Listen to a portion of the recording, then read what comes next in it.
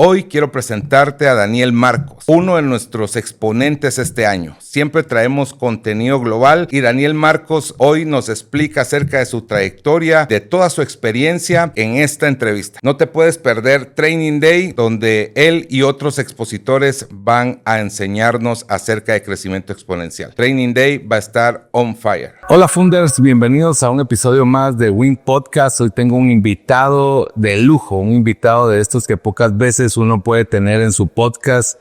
Estoy hablando de Daniel Marcos, fundador de Grown Institute. Él es un referente en Latinoamérica de crecimiento y aceleración de negocios. Estábamos hablando antes de iniciar la entrevista de los testimonios y de las historias de muchos empresarios, emprendedores que a través de sus cursos, sus programas han logrado acelerar sus negocios, han llevado a la venta sus negocios. Yo mismo le testificaba como un solo tips que él dio en una entrevista hizo que cambiara una dinámica de mi equipo. Así que hoy tengo el honor de poder entrevistar a Daniel. Daniel, ¿cómo estás? Qué gusto. Bienvenido a Guatemala. Gracias. Yo estar aquí. Qué buenísimo. Qué alegre. Daniel, pues quisiera comenzar, pues para los que no te conocen de nuestra comunidad, que nos contaras un poco acerca de tu recorrido, que es muy amplio, y cómo llegaste a este punto de apasionarte en empoderar emprendedores y acelerar empresas. Mira, todo empezó, yo de chico hice negocios muy malos. Vendí camisetas, hice un acuario, tuve una autolava de coches. Y la verdad fui un emprendedor muy poco disciplinado. Hasta que voy a la universidad, trabajo para un corporativo, trabajé para Vector, para una casa de bolsa, y acabo la carrera y me voy a vivir a Hong Kong. Viví en Hong Kong 2 años en el Consulado de México. Y regreso a armar mi primer negocio real. El internet está explotando, estamos hablando de 1998. Ahí les digo que tan viejo estoy, pero yo empecé mi primer negocio 2 años después de la universidad, en el 98. Y es cuando el internet estaba empezando, era como inteligencia artificial hoy. Entonces empecé el primer negocio financiero en el mercado mexicano en el 98. Y pues explotamos, éramos los únicos. La verdad tuvimos mucha suerte. Hicimos muchas cosas bien, pero tuvimos mucha suerte. Y luego éramos los más grandes de México y me habló un competidor en la Argentina. Y me dijo, Daniel, estoy levantando $50 millones. Que $50 millones en el 2000 eran como 250 de ahorita. Para entrar a México y a Brasil. Entonces me dijo, voy a entrar a México el lunes, ¿contigo o en contra de ti? Le dije, pues tú nada más dime, ¿cómo lo hacemos? Entonces le vendí mi empresa a él y me quedé con él a crecer el negocio. Lo crecimos en 14 meses a 1,200 empleados y se la vendimos a Santander por una evaluación absurda, $780 millones. Que de hoy eran como $5 billones. ¿Qué edad tenías en ese momento? 26 años. 26 años. Y el que me compró a mí tenía 24. Entonces fue una aberración, fue un número muy, muy grande. Tuvimos mucha suerte. Y yo ahí dije, soy un súper emprendedor. Sí, yo soy el mejor. Y me fui a Estados Unidos, abrí un negocio en Estados Unidos y abrí un banco hipotecario para financiar indocumentados mexicanos y latinos. Si eras indocumentado, yo te daba una hipoteca. Y como era el único, empecé a crecer muy rápido. Oficinas, empleados, levanté capital, empecé a crecer muy rápido. Y de repente, 2007, 2008, acabé el mercado y me hacen pedazos. Y ahí pierdo todo mi capital, que había sacado la primera. Y me quedé con $1 millón de deuda. O sea, después de haber perdido todo, que era bastante. Tu éxito. Mi éxito primero lo perdí todo. Y me quedé con $1 millón de deuda. Y ahí empieza un análisis. ¿Qué edad tenías ella? Ahí tenía 20... Pocos años. No, espérame tantito, 29, 33 años. 33 años. No, 35 años. 35 años. Sí. Y ahí yo dije... No te diste tu año sabático ni nada. Sí, medio. Sí, me eché un sabático. Muy joven. Me eché 2.5 sabático. Así es. Me eché como 4 meses por viaje por el mundo. Un día yo trabajo, le vendo Patagon y trabajo para Patagon. Y luego Santander me obliga a un contrato de 2 años. Cuando Santander compra la empresa, hace un listado de los 13 empleados clave. Si no nos acabamos los 13, no compraba la empresa. Sí. Y yo era uno de los 13. Entonces nos dieron un contrato de 2 años, muy bien pagado, pero nos tenemos que obligar a trabajar 2 años. Y como a los 2 años, 10 meses, un día me habla mi jefe de España, me pide una cosa y le digo, con mucho gusto lo hago, pero no recomiendo que lo hagas. Es una tontería lo que vamos a hacer. Me dijo, no me importa, hazlo. Dije, lo hago con mucho gusto, pero va a salir mal y fue tu culpa. Si no confías en mí, ya vete. Dije, pues me faltan 2 meses de contrato, pero pues quiero que me vaya, me voy. Me dijo, vete. Vámonos. Me salí. Él me rompió mi contrato. Sí, ves. Entonces llego a mi casa y le digo a mi mujer, tengo dinero en la cuenta de banco, ya no tengo trabajo, vamos a viajar. Y me dijo, pues órale. Nos llevamos, ¿Quién iba a decir que no? nos llevamos como 16 meses de viaje. Sí, ves. Fuimos como a 40 países del mundo, muy divertido. A los 29 Sí, años. ves. Pero bueno, luego, El sueño de todo emprendedor. ¿eh? El sueño de todo Sí, emprendedor. exactamente. Hice mi maestría en Babson y luego llegué a Austin a hacer empresa y tuve mi empresa del 2004 al 2007. Y 2007, entré al 2008, cerré y ahí me deprimí. Fue un momento difícil. Casi me divorcio, estaba con mucho sobrepeso, tuve como 9 meses de mucha depresión. Mi mujer me decía, en la noche estás haciendo ruido y volteo a verte y estás llorando, dormido, completamente mojado del sudor del estrés. Pasé momentos muy feos. 9 meses después, pasé momentos fuertes. Y ahí me pongo a pensar por qué me fue tan bien la primera y por qué me fue tan mal la segunda. Y me puse a estudiar mucho para entender qué había pasado. Y ahí me doy cuenta de todos los problemas del emprendedurismo. Y estoy en ese proceso y me habla Vern Harnish, el autor de Scaling Up, que Vern había sido mi coach en la primera. Ah, sí. En la primera yo lo contraté al de mi coach. Entonces me habló y me dijo, ¿cómo estás? Dije, no, me estoy quebrado y deprimido y todo. Y me dijo, ¿por qué no das coaching? Y dije, estás loco. Si no confío en mí para hacer otra empresa, ¿tú crees que voy a poder coachar a otros? Acabo de quebrar. Y me dice, precisamente por eso. Porque estuvo tan duro para ti que vas a poder ayudar a muchos más que no le pase lo mismo. Y empecé a coachar. Y ahí empecé a dar coaching hace 17 años, en el 98. Y empecé a dar coaching y fue lo mejor que me pudo haber pasado, por cierto. Porque imagínate, yo estaba quebrado, deprimido y demás. Y me hablaban de empresas grandes, de buen tamaño, exitosas, y me decían, coachame. Yo que te voy a coachar a ti, ¿no? Y entraba y hacía cambios muy grandes de la empresa. Y me agradecían y me pagaban mucho dinero. Y yo decía, caray, si yo soy mal emprendedor, ¿por qué me pagan tanto? ¿Y por qué puedo hacer cambios tan importantes? Entonces, como terapia, fue la mejor terapia que pude haber tenido. Porque me di cuenta que aunque me había pasado un momento muy duro, yo no estaba tan mal. Y la realidad es que me agradecían mucho y hacía cambios. Salvé muchas empresas y multipliqué tamaño de empresas, muchas. Y fue lo mejor que me pudo haber pasado. Comenzaste a dar coaching 1 a 1, más dirigido. Sí. Mira, y de hecho uno de mis primeros clientes, Mundo Verde, una constructora de aquí, interesante. Llego a Mundo Verde, doy una consultoría, hago un cambio muy fuerte en el modelo de negocios y todos los inversionistas eran la gente de más dinero de Guatemala. Tenía muchas familias muy grandes de accionistas, eran inversionistas. Y vieron los cambios que hice en la empresa, dijeron, sí hizo estos cambios aquí, lo que no va a hacer en mi negocio. Y me empezaron a invitar a empresas muy grandes. Sí. Y entonces, bueno, ahí se dio todo. Entiendo que pues estás en un momento de mucha depresión, un momento de estrés y que te llevó hasta dónde te llevó y vos tuviste la suerte de encontrar algo que te sacara de ahí. Pero hoy, ¿qué aconsejarías? Porque hay muchos emprendedores fracasando a pequeña o gran escala, pero hay muchos emprendedores fracasando. ¿No sabes cuántos me han llamado? Daniel, estoy donde estabas tú hace 17 años. Yo le digo a la gente, primero, paciencia, ¿ok? Y siempre hago un análisis de la empresa, porque ya después de todas las empresas que he visto, ya sé qué empresa le puedes dar la vuelta y qué empresa no le puedes dar la vuelta.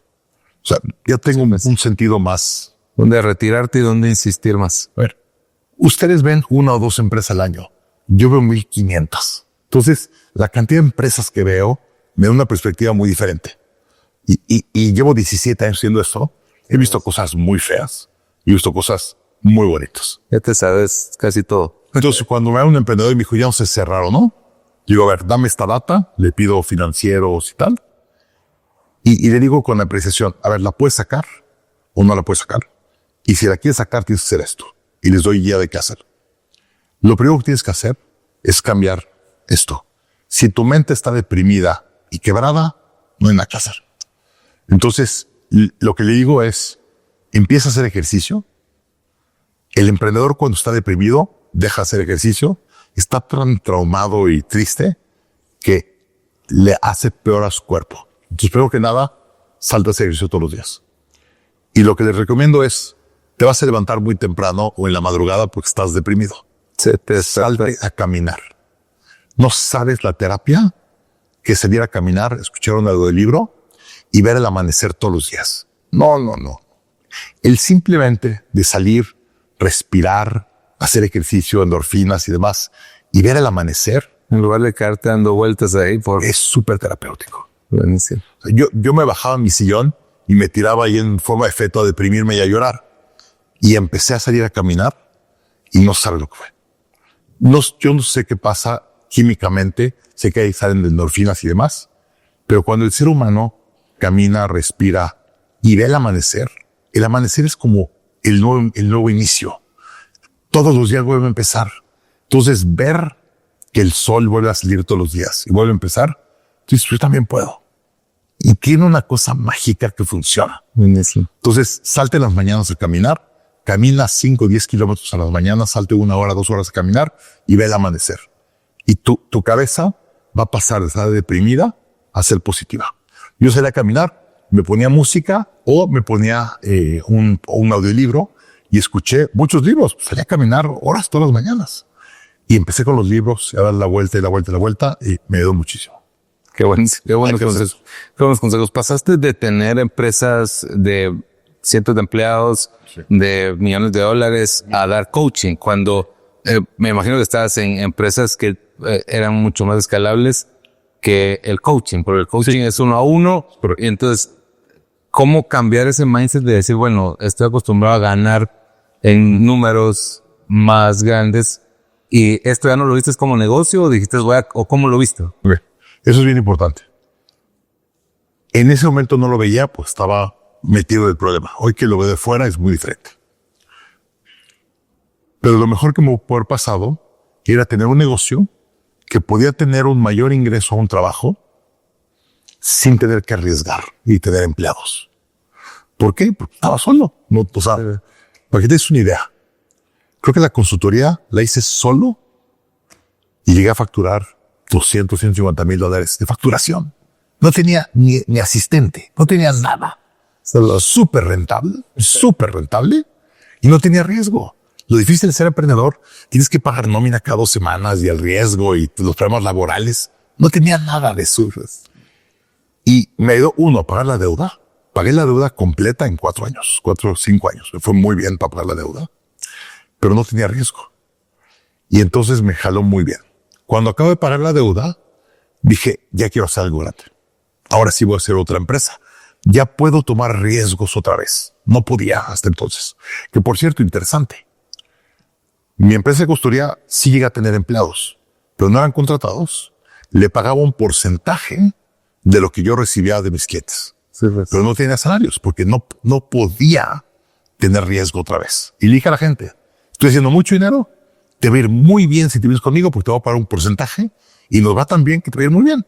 Y si venían gentes y traíamos 4 o 5 empleados, no empleados, eran asociados y se daban un porcentaje. Entonces di mucho de mi ganancia, pero no tuve riesgo. Y eso fue muy importante. Hasta que acabé de pagar todo y ahí dije voy a hacer otra empresa. ¿Por qué? Porque la consultoría no es escalar. Dije voy a escalar la consultoría y de repente hice mis números. No hacía sentido escalarla. Entonces me volteé y dije voy a hacer ahora una empresa de clases en línea. Y me volteé a hacer Growth Institute. Y mi mujer me decía, estás loco. Si te gusta lo que haces, lo haces muy bien, hazlo más grande. Digo, no es escalable. No. Un negocio de consultoría es muy difícil de escalar. Y si lo escalas, pierde la rentabilidad del negocio. Entonces me quedé con mi negocio de consultoría y luego tengo un negocio de educación en línea que es Growth Institute. Y muchas de las ganancias y flujo de estas los fui pasando para hacer esto. Pero esta me da un ingreso estable y esta tiene una evaluación muy alta. Algún día la voy a vender, no sé si 10 o 15 años. Ahorita tengo 53. Me faltan 15 buenos años para jubilarme.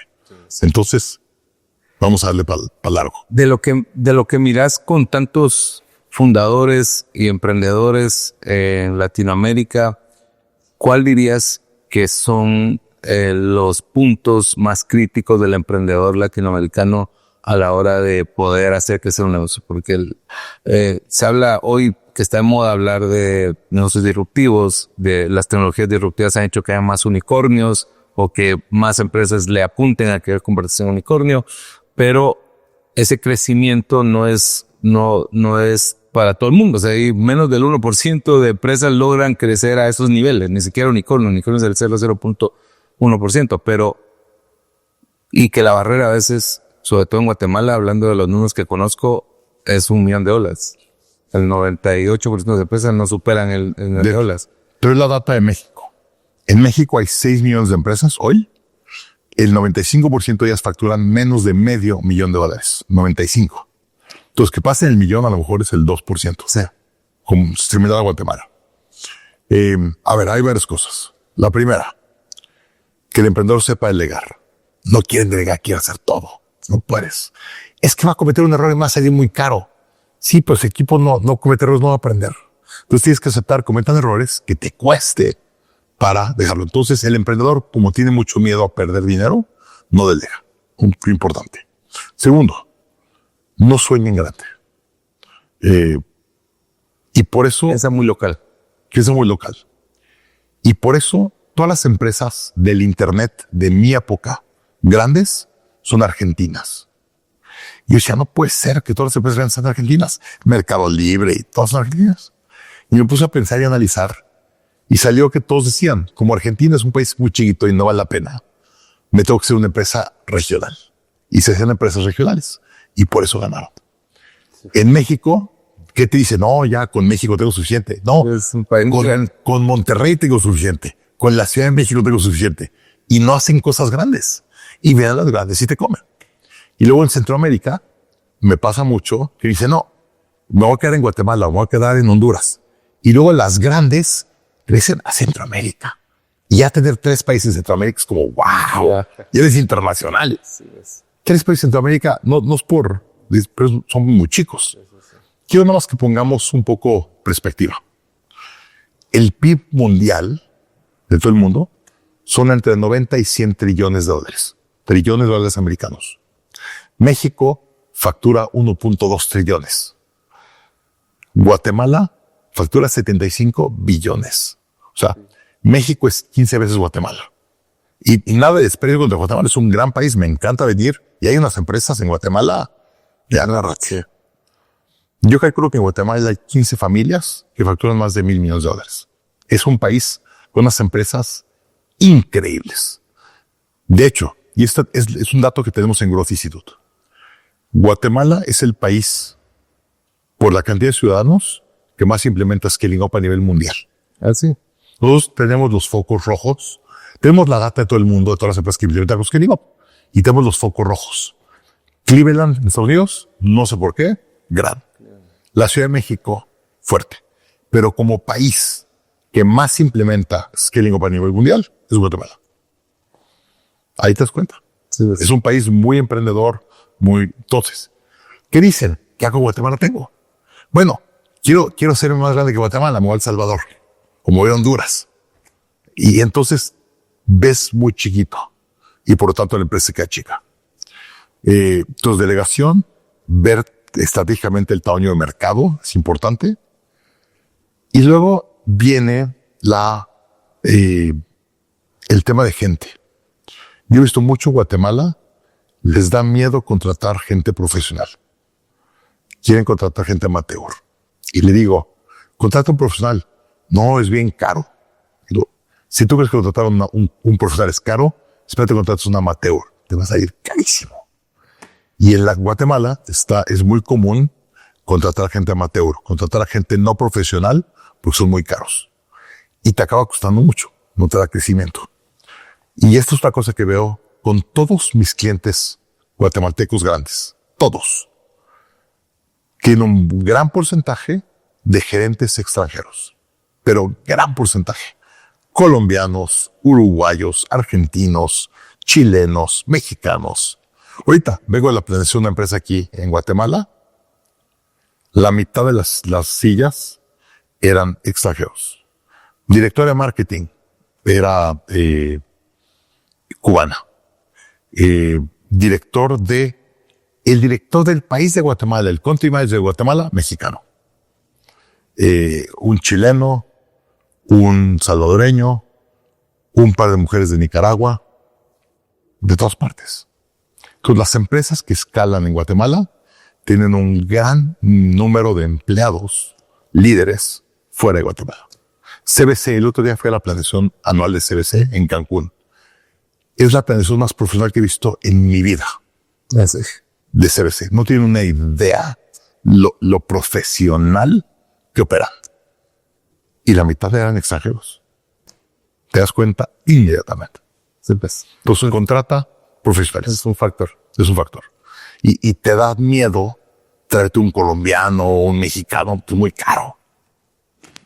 Sí, pero es que hay demasiadas empresas buenas en Guatemala para la cantidad de gerentes capaces que hay en el país. Y por lo tanto traen gerentes afuera. De ahí viene la demanda. Sí, la demanda.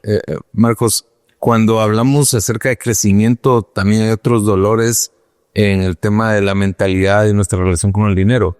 Y creo que es algo que he visto mucho. Yo que también trabajo con emprendedores, no como coaching, pero es entrevistándolos o en nuestros eventos, hablo mucho con ellos. El dinero hace un problema. Muchos logran crecer sus negocios, pero no están siendo rentables o tienen un negocio que aparentemente es muy grande, pero financieramente tiene muchos problemas.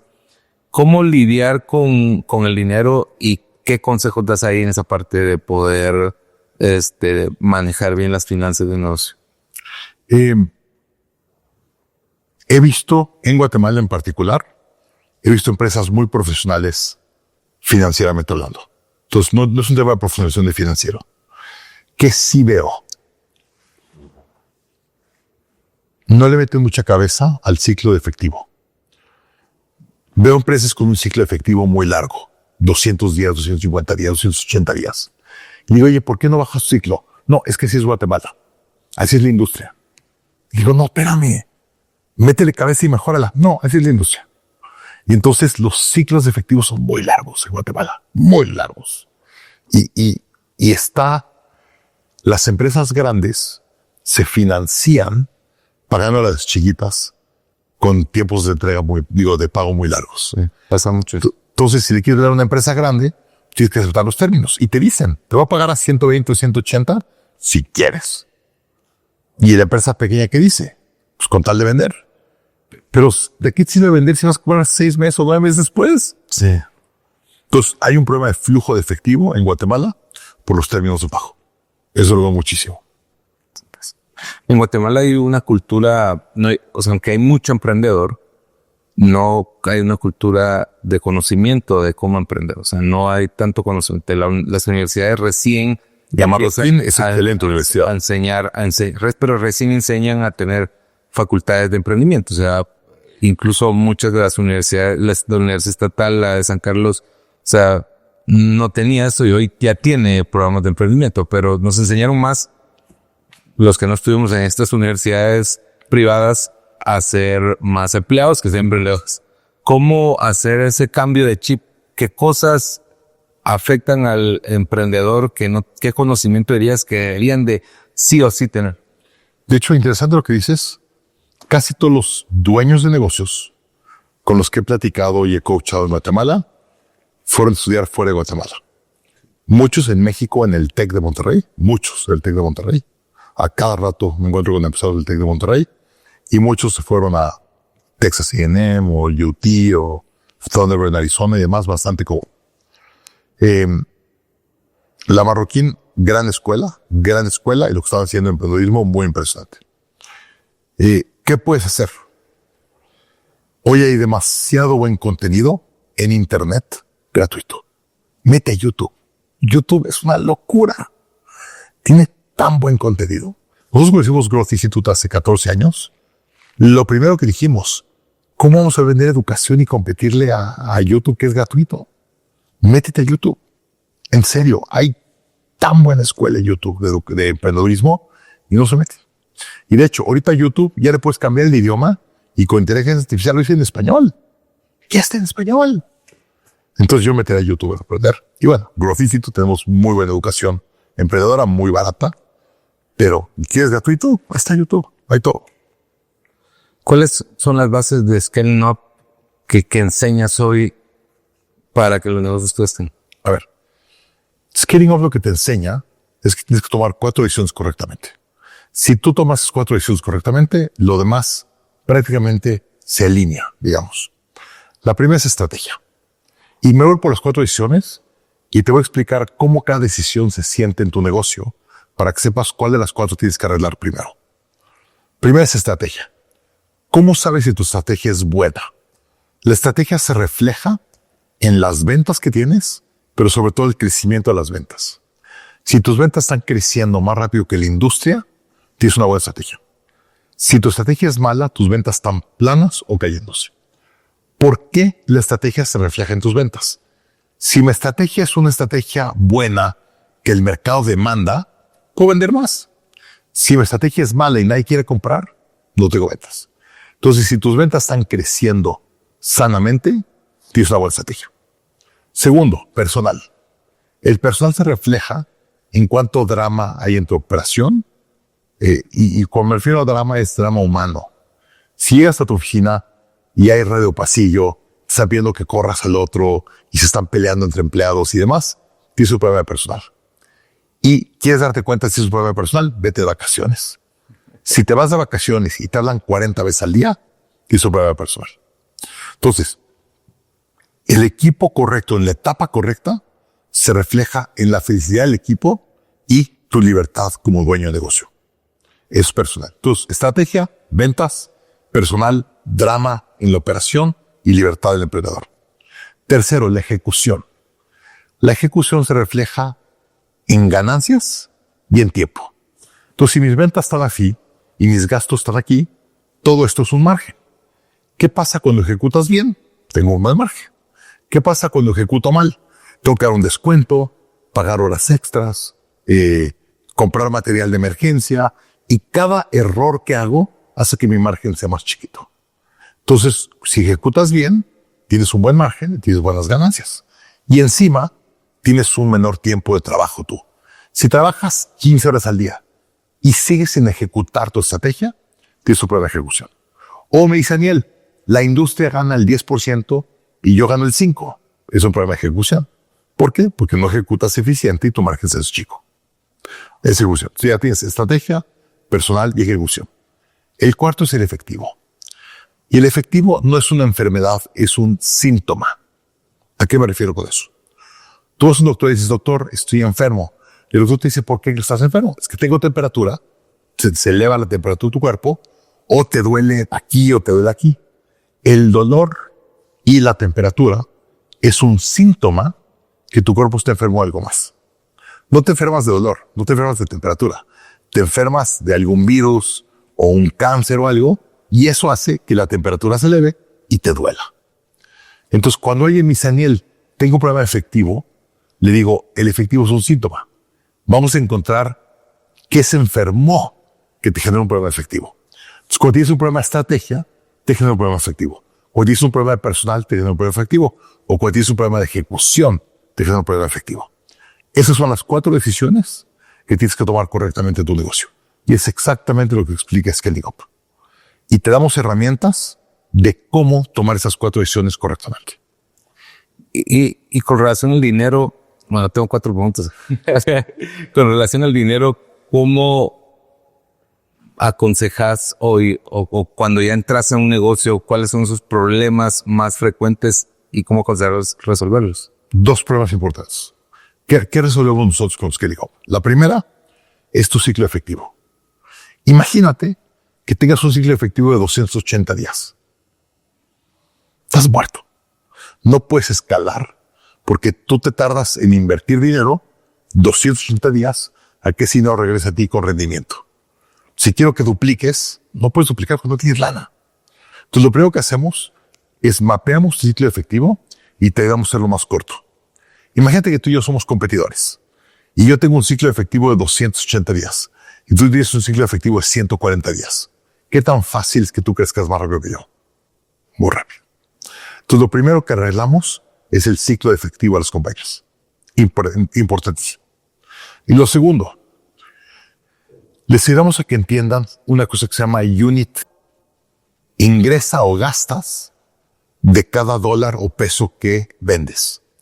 Si yo vendo un peso, no sé claramente a dónde se va el dinero. Y es lo primero que hacemos. Me meto a la empresa y digo, a ver, ¿qué vendes? Pues vendo zapatos. Perfecto. Cada 100 pesos o dólares de zapatos que vendas, 20 se va a materia prima, 15 se va a manufactura, 30 se va a tal. Y te digo en porcentaje cómo se gasta el dinero. Y ahí podemos tomar decisiones estratégicas de cómo mejorar ese margen. Me asusta que tan pocos dueños de negocio o dueñas de negocio saben leer sus estados financieros. No saben leer la data. Y le digo, tu empresa está enferma ¿y qué va a hacer? Voy a vender más. Es que no o sea, No era la solución. no era mayor. Estás enferma de flujo o de ciclo y si vendes más, pues necesitas más flujo, más capital de trabajo. Me pasa cada rato. Me dice el emprendedor, me dice, Daniel, tengo un problema efectivo muy grave. Y digo, ¿qué vas a hacer? El próximo año voy a vender el doble. Dijo, no puedes vender el doble con un capital de trabajo de 280 días. Porque cada dólar que vendas, le tienes que meter 75 centavos a capital de trabajo. No puedes crecer. No, voy a vender el doble y me va a sobrar el doble. No, le tienes que meter. Entonces, les ayudamos a que entiendan sus ciclos de efectivo y sus unit economics para que hagan un modelo financiero que sí se escalar. Cuando tu empresa tienes un mal unit economics o tu modelo de porcentajes de lo que vendes está mal y tu ciclo está largo, no puedes escalar. Eso es lo primero que rezamos. Me surge una pregunta de lo que estás diciendo ahorita. ¿Cuál es tu definición de emprendedor? Para mí, un emprendedor es el que junta activos de bajo nivel de producción y los junta y hace algo más valioso porque los junta. Ese es el emprendedor. Tiene que ver con no tiene que ver con el tamaño de empresa. No tiene Tiene que ver con la mentalidad. Tú ves un problema en el mercado y encuentras una forma de solucionar ese problema con activos subutilizados o que tú vas a ponerle mayor rendimiento a esos activos si los usas con ese problema. Eso es el emprendedor. Marco, ¿de verdad hay empresas que no tienen dramas? No existe. No existe. Y de hecho, gracias por decir eso. Muchas veces mi equipo escribe un anuncio o pone en las redes, te vamos a ayudar a escalar sin drama. Y le digo, de ninguna manera. No puedes escalar sin drama, puedes reducir el drama, pero no eliminar. Sí, escuché eso en algún momento en tu Pregunta, ¿te gusta vivir una vida sin drama? Imagínate sería aburrida, pero sería bonito. Imagínate que te levantaras, oye, ¿necesitas dinero? No, ya tengo dinero. Te vas, oye, ¿hay tráfico? No, nunca hay tráfico. ¿Tu esposa? No, mi esposa me quiere mucho. ¿Tus hijos? No, sacan 10 de la escuela. ¡Qué aburrido! Sí. El ser humano necesita drama. Y a nivel de equipos, del drama de equipos, ¿hasta dónde lo has visto que se logra reducir? A ver, déjate platico una historia que platiqué en el evento del lunes. Hace unos meses, yo estoy pasando por etapa 3. Ajá. Y estoy saliendo del Valle de la Muerte de etapa 3 en Gravison. Ahorita nos cuenta de las etapas. Y un día me habló una empleada muy enojada. Daniel, eres muy mal líder. Y me empezó a atacar porque había unos problemas en la empresa y se habían hecho porque yo no estaba o no tomé una decisión de liderazgo.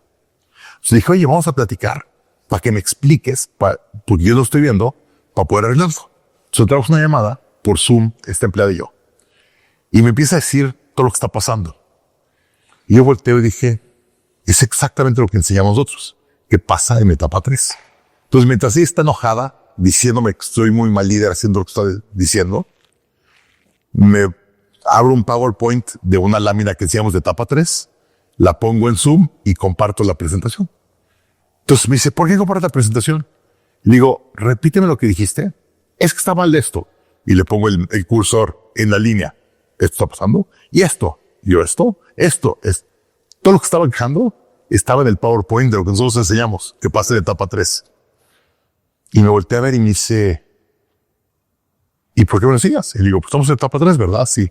Y todo lo que me estás diciendo son cosas que pasan en etapa 3. Y me dice, sí. Le digo, entonces.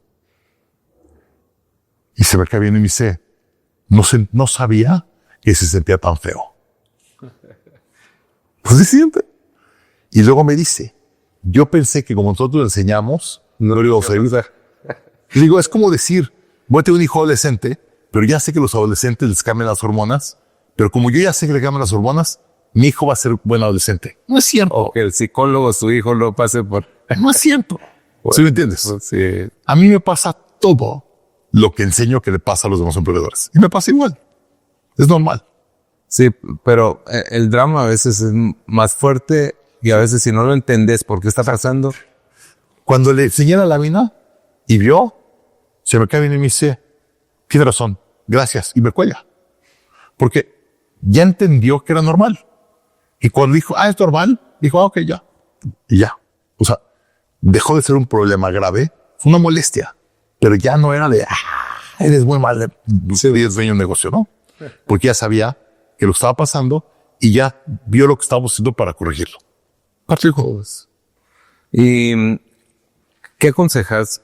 El otro día el dueño de una de las empresas más grandes de Guate, CMI, hizo un post y dijo que la inconformidad es un virus que se puede meter en los equipos y que una conformidad. Sí. Una vez alguien contaminado empieza a contaminar a los demás y es un virus que no se puede quitar, al menos que quites a las personas.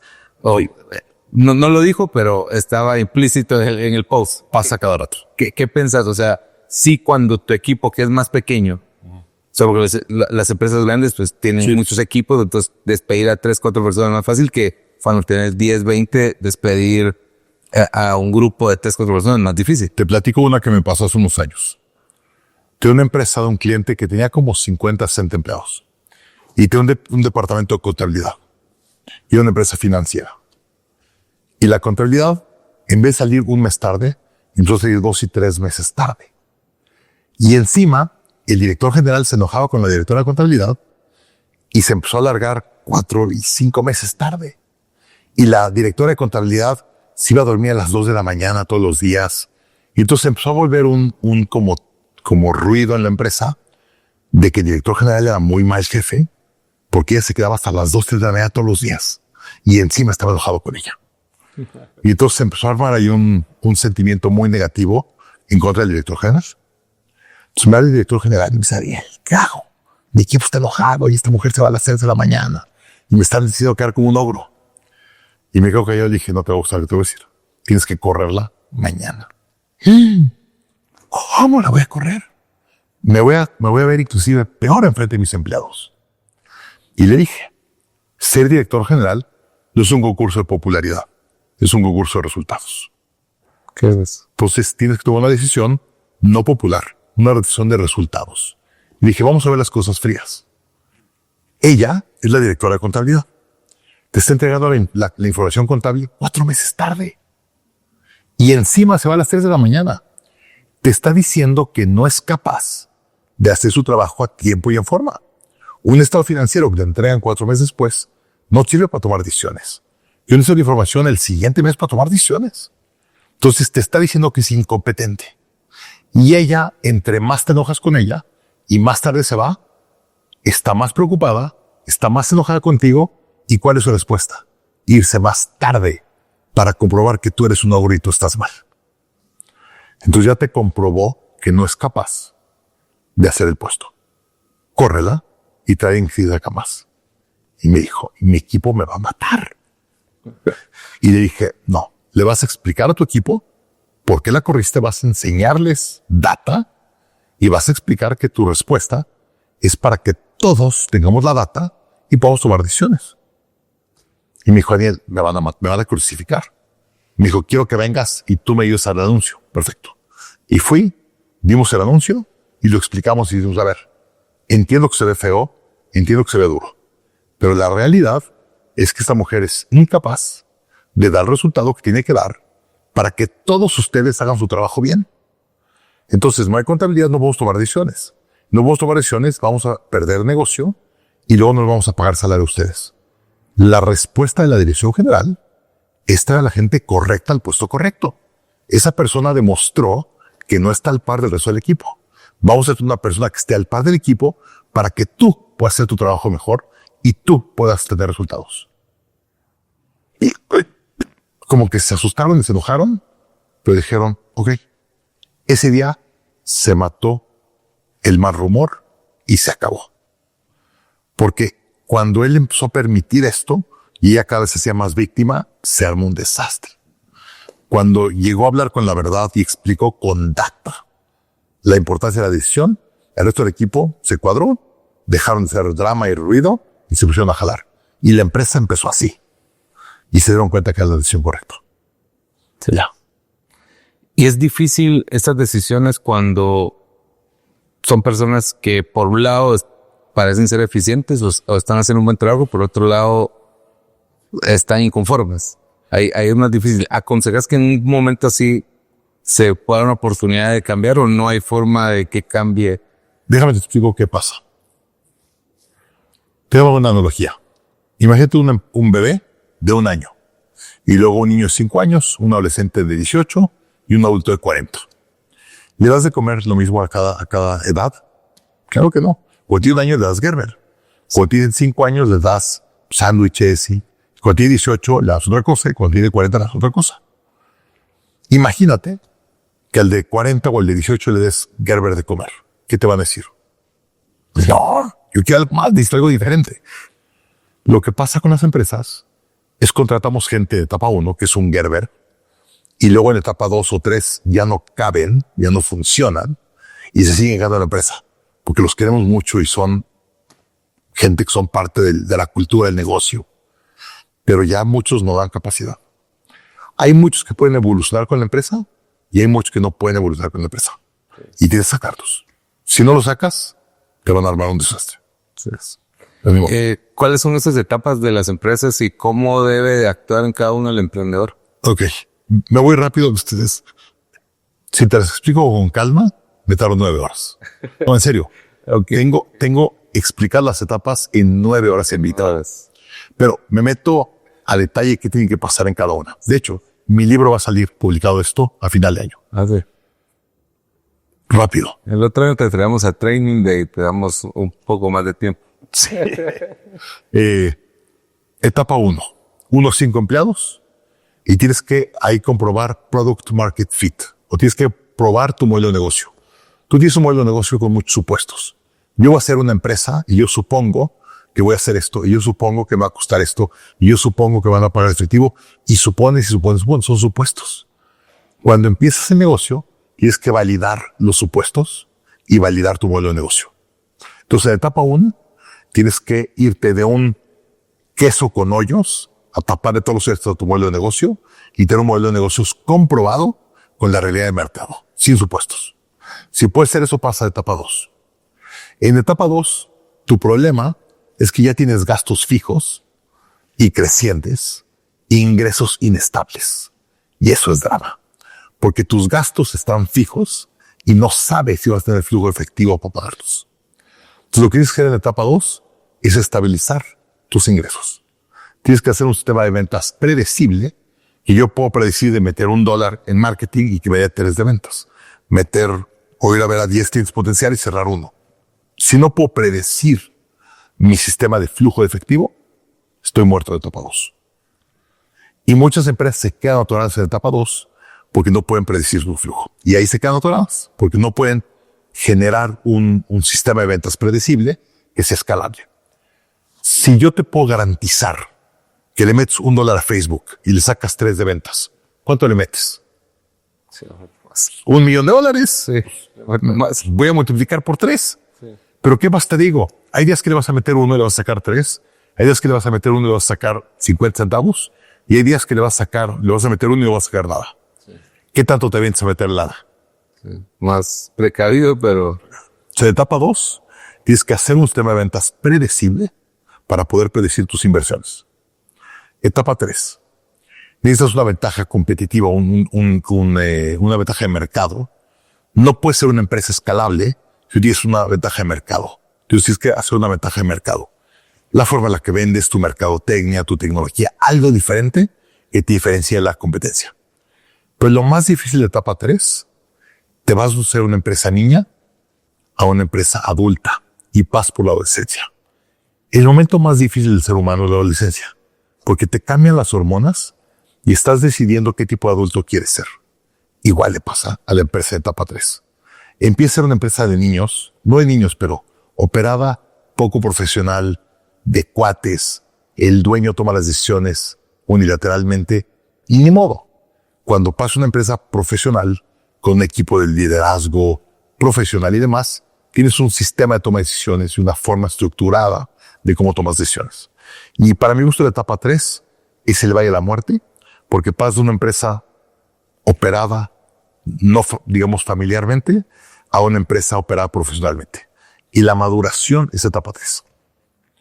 Luego llegas a etapa 4. Y etapa 4 le llamamos la scale-up. Empieza a escalar. ¿Y a qué me refiero con el scale-up? Es la etapa correcta para meterle gasolina a tu negocio y escalarlo. ¿Por qué? 1.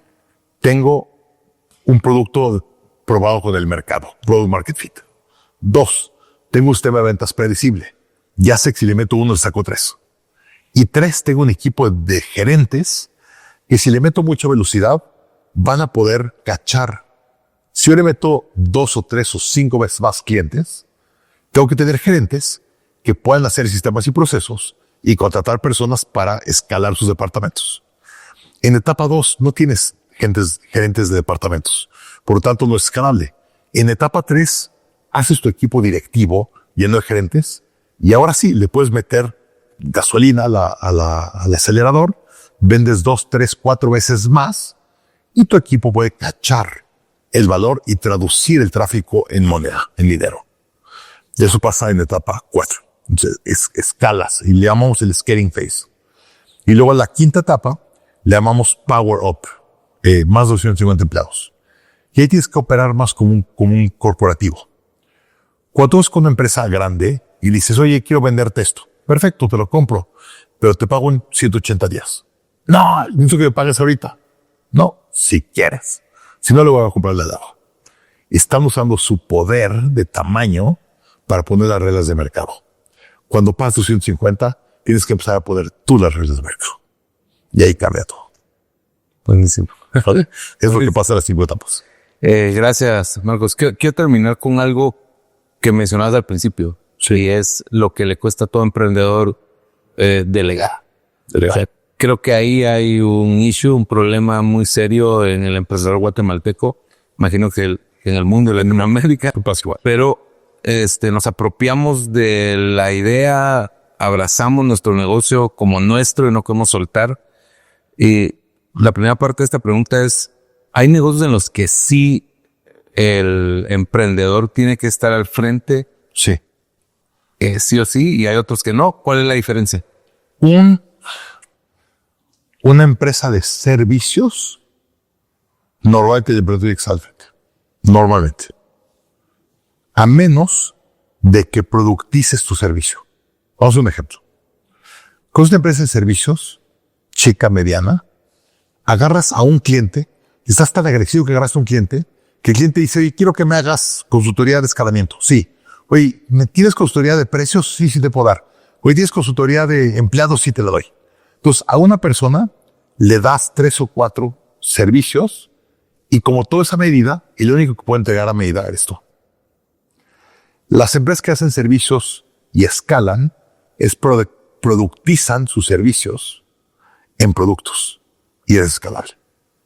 Entonces, si vas a cortarte el pelo, ¿qué te dicen?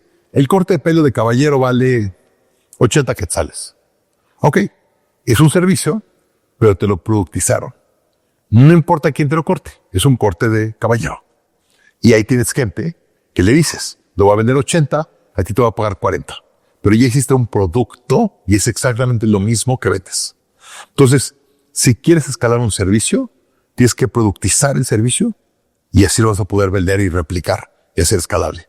Si no productizas tu servicio y lo haces a la medida, es muy difícil escalar. Porque a la medida tienes que estar tú metido en todo. Sí. Y eso no es escalar. Y delegar, ahorita te voy a preguntar cómo es el proceso de delegar, pero delegar ventas, porque regularmente el emprendedor es el que está vendiendo y el que vende al inicio y en estas etapas, en muchas etapas sigue siendo el vendedor. Delegar ventas es más difícil o cómo haces. Si lo productizas, no es difícil. Y luego tienes que, digamos, obligarlo a que pase. Te doy un ejemplo. Yo estoy muy activo en las redes y mucha gente me escribe, Daniel, quiero tener una llamada contigo para ver qué productos tienes y comprar tus clases. Y digo, con mucho gusto te paso con un vendedor de mi empresa. No, si no hablo contigo y tú no me dices qué producto, no te voy a comprar. ¿Y sabes qué te digo? Gracias, no eres mi cliente. ¿Por qué? Si quieren que yo les venda, nada más. Cuando tengan una prueba de password, ¿qué van a hacer? Me van a escribir a mí. Y mucha gente me escribe por las redes. Daniel, perdí mi password o mi contraseña de Groceries, ¿me la puedes dar? Tengo 1,500 clientes. ¿Tú perdí la mía. No sabes cuántas veces me piden la contraseña por redes sociales. Sí, pues. Digo, ¿qué crees que iba a meter al sistema sacar tu contraseña? Jala, por favor. No, pero en serio. Entonces, yo tuve que aprender a decirle a la gente, aquí está mi gente, es el proceso, sí el proceso. Se acabó. Entonces, que al principio es difícil y después... Al principio quieres vender. Y si el cliente me dice, ¿tiene una llamada contigo? Yo le tomaba la llamada, porque estaba desesperado por vender. Hoy, ya no. Ya dije, ya tengo una estructura, tengo 10 vendedores, le tengo un vendedor. Y si no quieres, no te vendo, punto. Pero ahorita me puedo dar el lujo de decir eso. Cuando tenía el agua al cuello, perdía dinero, un cliente me dice, te quiero comprar, a la hora que tú quieras te tomo la llamada. Sin preguntas. ¿Sí me entiendes? Sí. Mira, el otro día me pasó hace un par de años.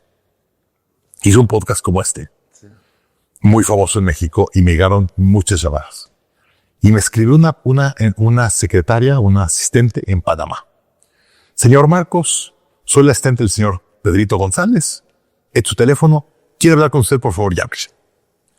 Yo no reconozco la empresa, me meto a internet, no sale nada de la empresa. Y vuelto con le contesto a la señora y le dije, oye, discúlpeme, yo no le hablo a nadie que no conozca y en Panamá, no sé quién va a ser. Le dije, muchas gracias, no le voy a contestar la llamada, nada más, si quiere que me llame él, hay un proceso de ventas, que llame a mi empresa y compre. Y me contesta, mi jefe es dueño de este grupo, facturamos $1,200 millones. ¿Le podría por favor llamar usted? Con mucho gusto le llamo yo. O sea, sí. El señor facturaba $1,200 millones y me llamó después de un podcast como este. Pues claro que le llamé, con mucho gusto. A la siguiente semana volé a Panamá, lo fui a ver, me fui a cenar con él y fue un contrato de $200-300 mil. Sí, pero pues, hay que hacerlo como lo tienes que hacer. ¿Sí me entiendes? Pero ese es el proceso. Me llega alguien que hablar contigo, ahí vas con mi equipo y lo paso a mi equipo. Y regularmente las claves para delegar ese proceso, ¿cuáles son? Hay 3 disciplinas para delegar. Primero que nada, tienes que tomar prioridad, tienes que tomar decisiones. Esto es importante, esto no es importante. Si tú no puedes decir con claridad qué importa, qué no importa, no pueden hacerlo. Imagínate que te voy a delegar a ti, ¿no? Digo, Alex, necesito que vayas ahorita, hagas esto y tal. Oye, ¿por qué? No me importa, cállate y hazlo. ¿Qué tanto lo vas a querer hacer? Sí. No mucho. ¿Qué pasa si te digo, Alexis, el objetivo más importante del mes es ganar a este cliente? Entonces necesito que hagas esto y esto y esto, y tú vas a hacer esto y por esto va a pasar esto y vamos a cerrar a ese cliente. ¿Podrías hacer esto, por favor? ¿Y qué te vas a decir? ¿Qué me vas a decir? Sí, está más porque entiendes el contexto. Entonces, dale el contexto a tu equipo para que sepan qué tienen que hacer. Y luego, dales un KPI para tener expectativa y claridad de qué le pediste. Entonces, yo nada más le digo, vendedor, sal a vender. Oye, es importante vender este mes clientes tipo A o de este tipo. Y yo espero que tú salgas a vender y vendas 10 clientes. Y le doy una expectativa que yo espero 10 clientes. Y si vende 2, ¿qué pasó? Está mal. Si vende 20, está bien. Pero ¿qué pasa si le digo, sal a vender y vende 2? ¿Qué dice el vendedor? Yo vendí. Oye, es que yo quería que vendieras 10. Pues tú no me dijiste que vendiera 10, me dijiste que vendiera. Y yo vendí 2. Entonces, dale una prioridad, dale claridad a la prioridad y dale un número para tener claridad de expectativa de qué esperas de la persona. Y tercero, un ritmo de juntas para revisar y hacer check-in. Si yo te digo el primero del mes, te digo, necesito que vayas a vender 10 y te vas a vender. Y luego llega el 30 del mes, te digo, ¿cómo te fue? Vendí 2. Ay, espérame, quería que vendieras 10. Estuvo muy difícil. Los leads que me diste, los leads que me diste estaban muy malos.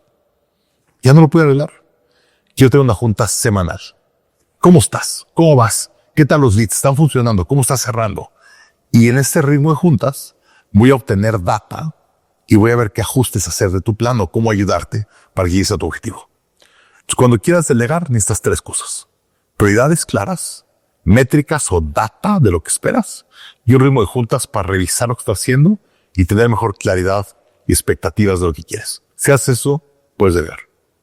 Qué buen contenido, Daniel. Muchas gracias. Muchas gracias por tu tiempo. Muchas gracias por este podcast. Espero que lo hayan disfrutado. Compártanlo con otros founders que puedan estar necesitando esta información.